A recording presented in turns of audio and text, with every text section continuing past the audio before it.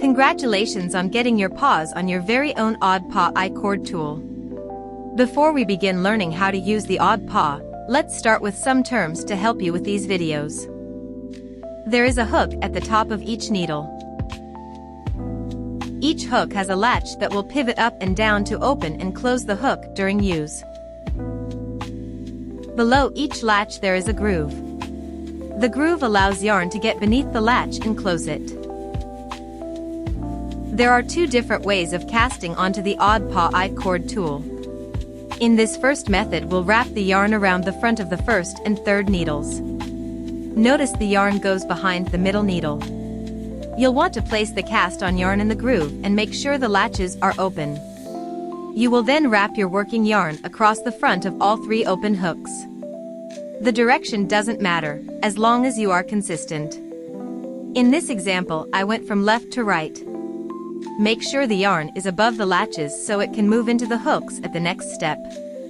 You will then pull the cast-on yarn towards the hooks, which will close latches.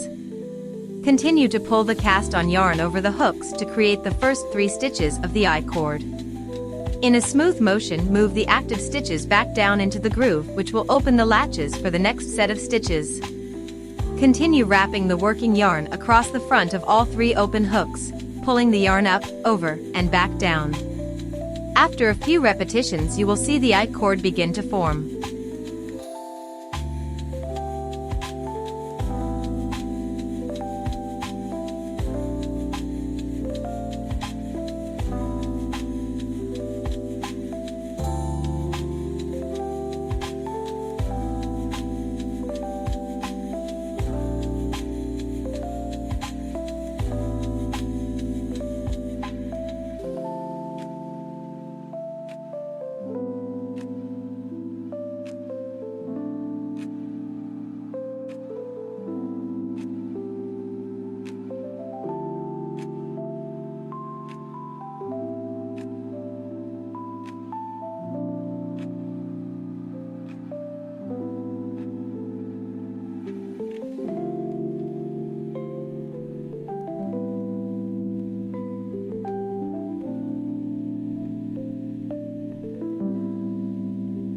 The second method is to use a slip knot. This time we will loop the slip knot over the front of the first and third needles. Notice the slip knot still goes behind the middle needle. From here the steps are the same. You'll want to place the cast-on yarn in the groove and make sure the latches are open. You will then wrap your working yarn across the front of all 3 open hooks. The direction doesn't matter, as long as you are consistent. In this example, I went from left to right. Make sure the yarn is above the latches so it can move into the hooks at the next step.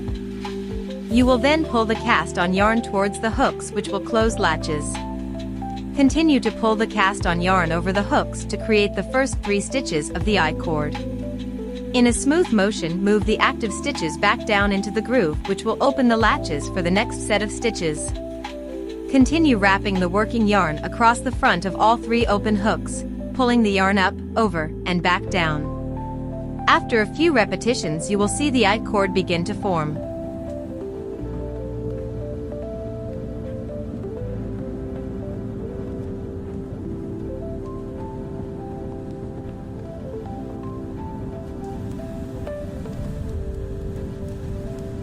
When casting off, you will move the stitch from the third needle to the second needle and slide it to the groove.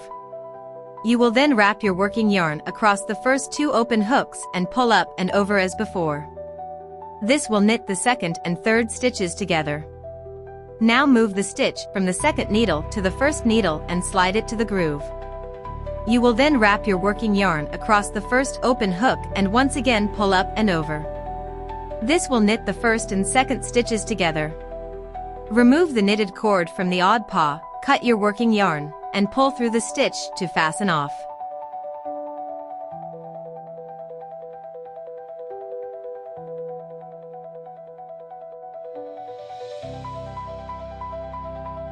You can also use the Odd Paw on a project that calls for an I-cord bind off, or I-cord edging. To begin, cast on 2 stitches to the left-hand needle. In this example, these stitches are represented in green. Move the first stitch to the third needle of the odd paw.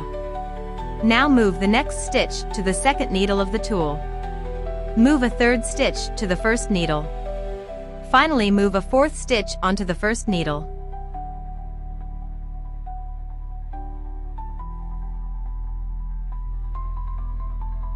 The odd paw will now have 2 stitches on the first needle, and 1 stitch each on the second and third needles.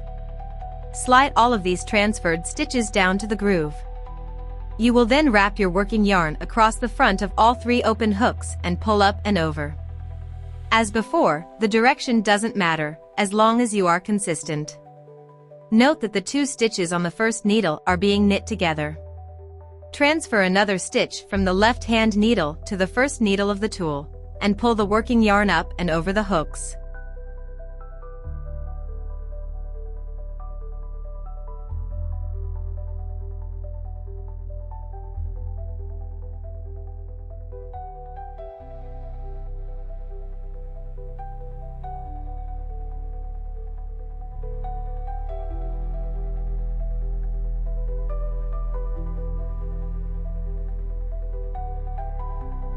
Repeat transferring stitches one at a time until there are no stitches remaining on the left-hand needle, then fasten off.